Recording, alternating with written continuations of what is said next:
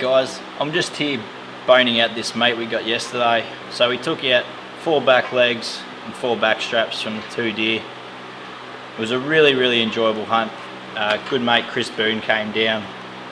To start with, early Monday morning we went out to the property and we saw fallow straight away. The downside of this was, as always is the case, is the buck I wanted was on the wrong side of the fence. So Booney went down and made a few croaks, made a bit of disturbance in the small gum trees. Unfortunately we couldn't get the buck out.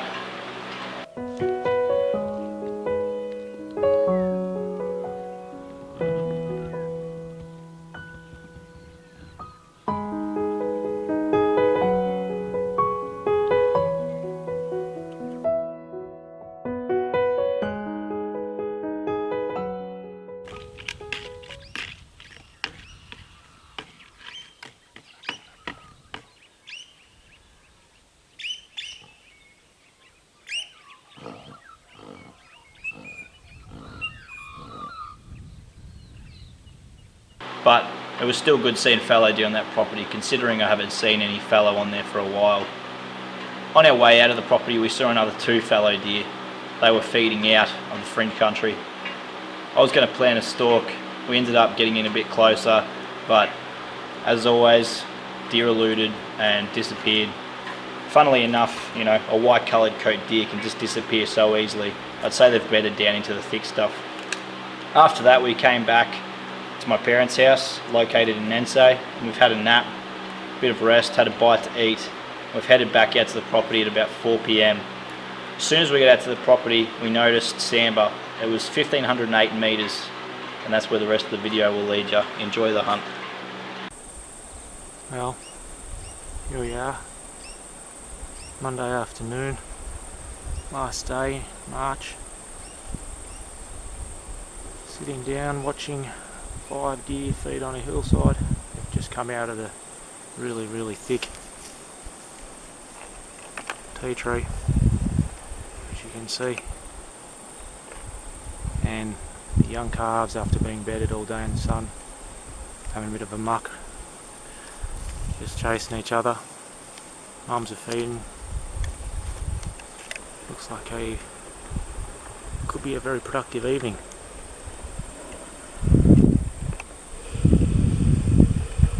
What do you think, Tone? I think we're going for a closer look very soon.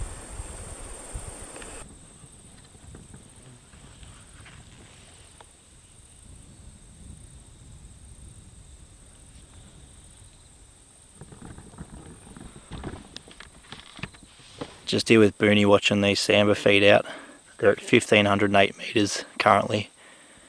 We're going to drive up this spur and go in for a stalk very shortly. Hopefully we'll be able to use their movements to our advantage. They might move in towards us.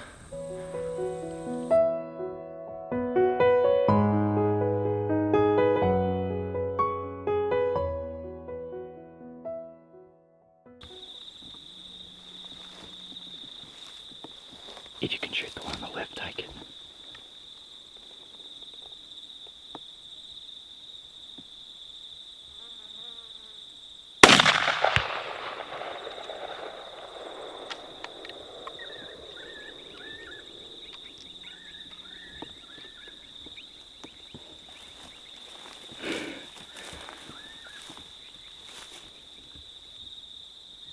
That was close, Booney.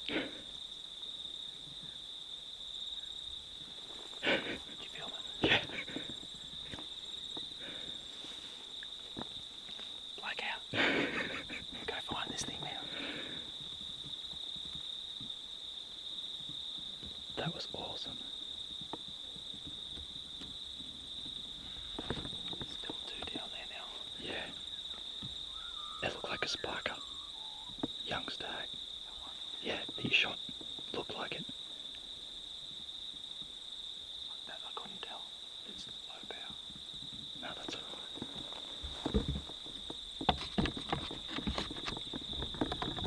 Wow. We were just stalking on those deer we saw earlier. We originally saw them at 1508 yards, I think it was. So we've stalked in. that shot there was at probably, what, 80 yards? 94 metres, so nearly 110 yards. We first spooked them just down in this little drop off, probably 30 metres away. But that was awesome. Hopefully we'll... Actually I can see one now, Booney. Wait, look, straight down, straight down. See it? Oh yeah. I'm going to try crack it.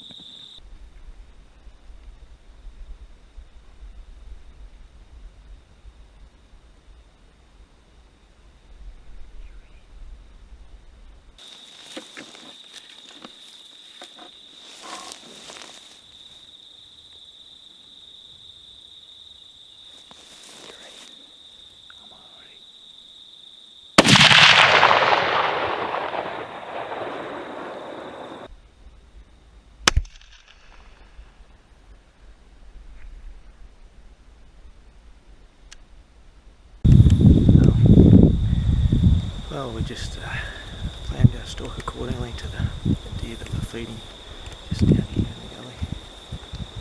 And yeah, worked a treat, I guess you could say.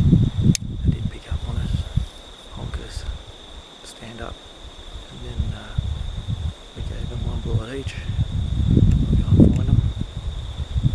Shot them away with one of those little black Boon projectiles, which hopefully sounds great on video because there's the bang and then the thwop. You can see that little hollow point. And then Tony managed to capture himself another hind that was looking at us after the first shot. And the 338 rang out, one of his hand loads.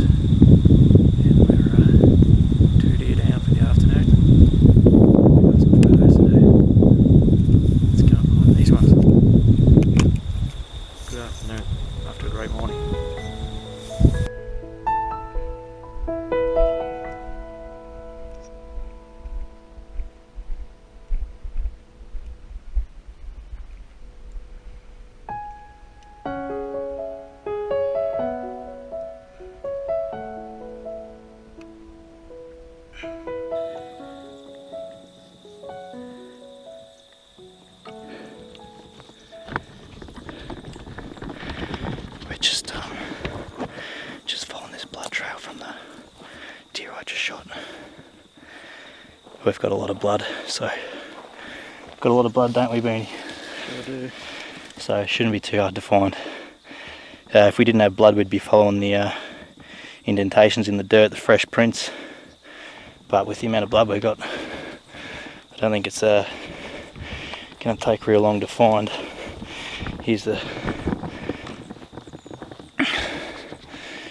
prints of the dirt here. You can sort of see it running through. So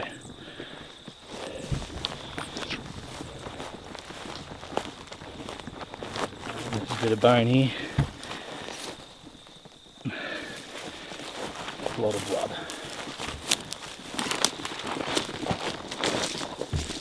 Be good if she pushed through the other side, because prints and blood are leading directly down into there now.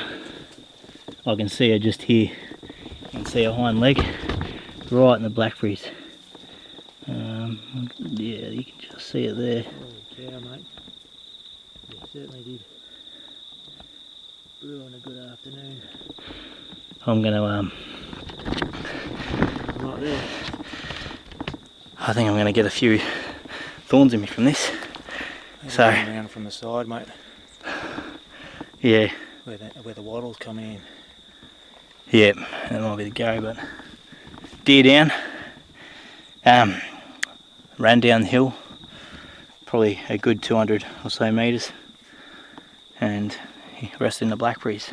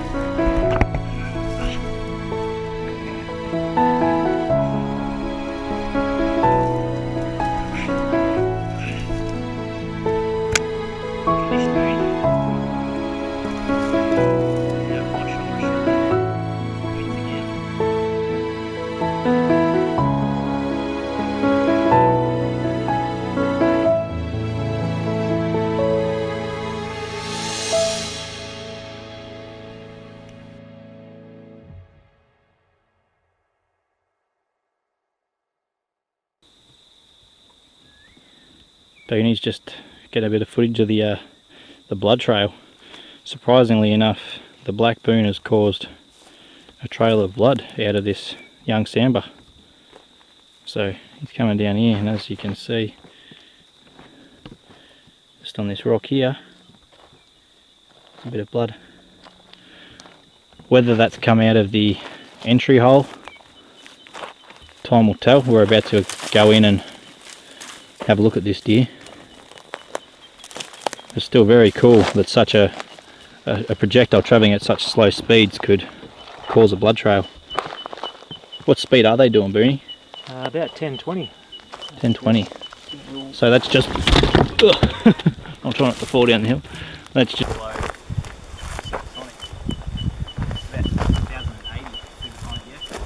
Yeah. Yep.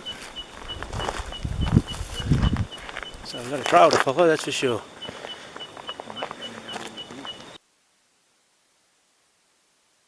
Yeah, I've got visual.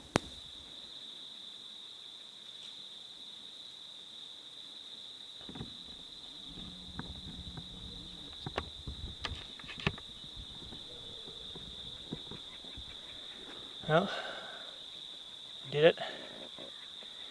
Thanks, Will. That was one of your black boon projectiles. Yeah, it came over the hill. We'd seen the deer earlier at 1.5 k's, and we planned to stalk and attack on 5 deer, and now 2 down. First shot was myself at 100 metres or 94 metres, and it was directly downhill of me, and it ran, as you just saw, maybe 100 metres, and then about 10 seconds later the other deer came out inquiring about what the noise was, being so quiet. Tony popped it with the 338 and it ran downhill, stumbling all the way into some really thick blackberries. So it's been a really good afternoon after an excellent morning of watching some fallow deer. Just great to be out actually hunting again. It's fantastic. Thanks, Tony. No worries, Booney.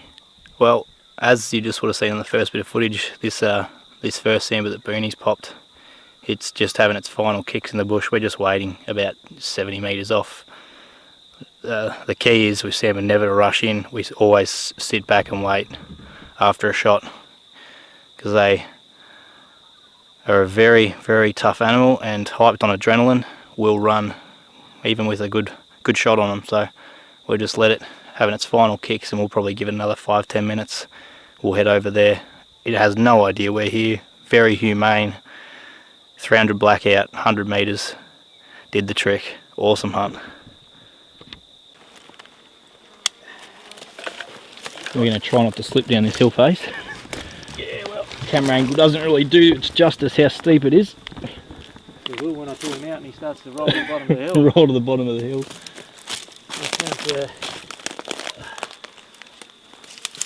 Just don't you roll with it, Booney.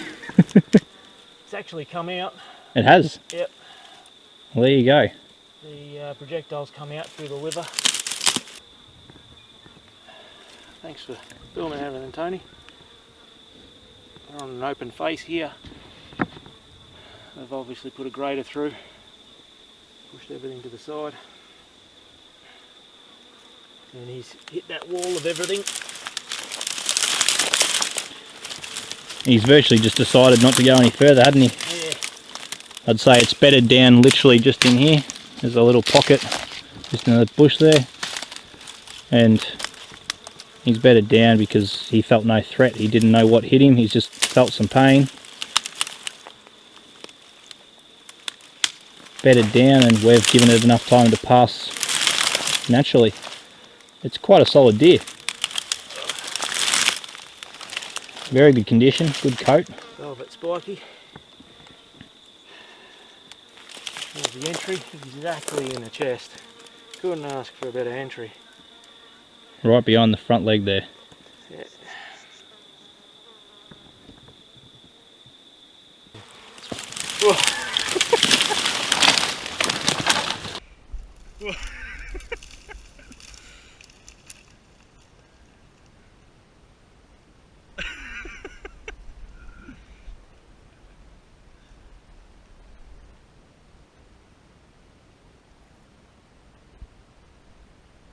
Well, I don't know whether the camera picked up that rolling sound, but that just goes to show how steep this is. Well, here's the resting place of the Sambar. It's rolled down the hill. Boonie's just positioning it ready for the photos. On his fall down, he's lost his right antler tip, still soft in velvet. Another young animal, so we're both quite happy about the age of the animals we've shot. Going to be good for meat and good for the overall population on this property. It's not going to affect the population at all.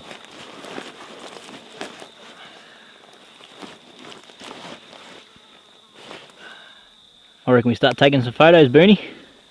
On with that.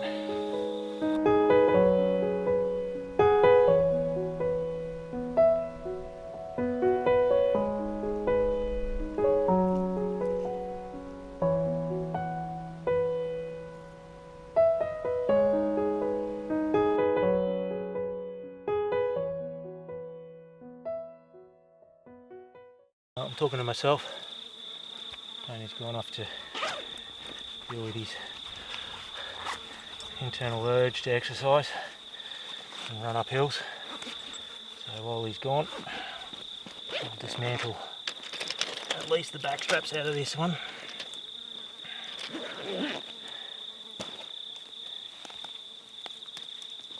And back legs. There's a beautiful shot right behind the leg and out. You can still see the hole there. That's the entry hole. And out on the other side with the subsonic drilled out to a 240 grainer drilled out, 17 cal projectile inserted to help with expansion and keep the weight up. And red nail polish on top. Greg put the red nail polish on to hold it in. Acrylic helps with absorb the recoil while they're in the mag.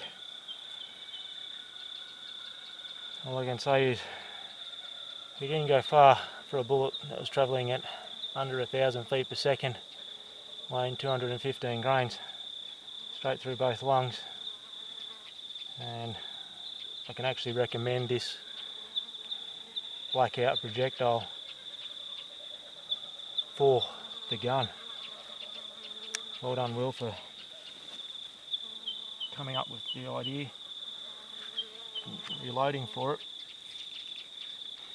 I went to bed at 11 o'clock last night after a busy Sunday, and then got up at 1 o'clock,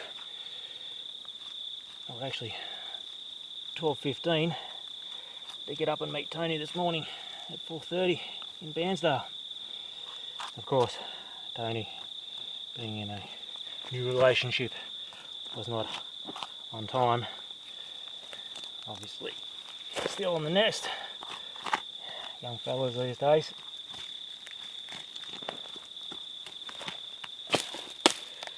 Part 1 of 2 back straps, 2 back legs.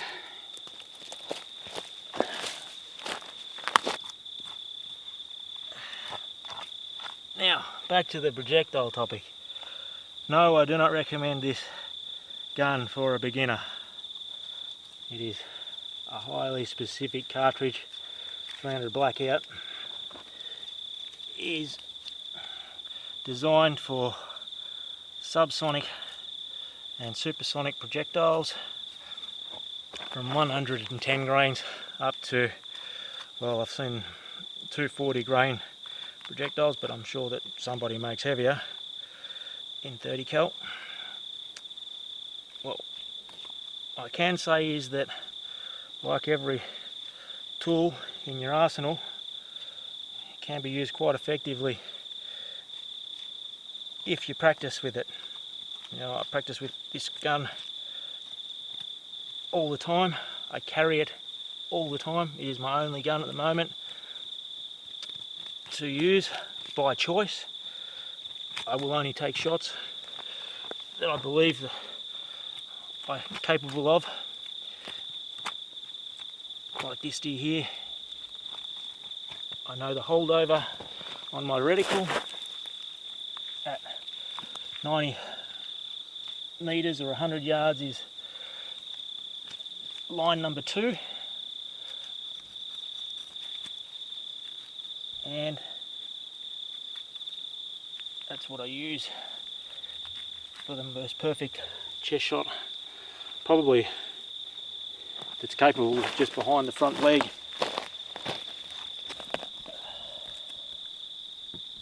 And as we were just saying, Booney, the carcasses don't seem to deter deer at all. From previous experience, I don't know whether you found the same.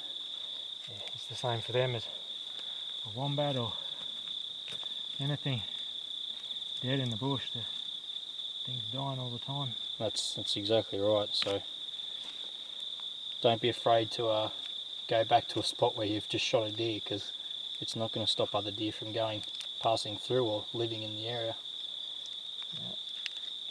Just be wary of the amount of impact you have in the area whilst you're dealing with the one you shot. And you should be able to go back within a couple of days and still hunt the same area.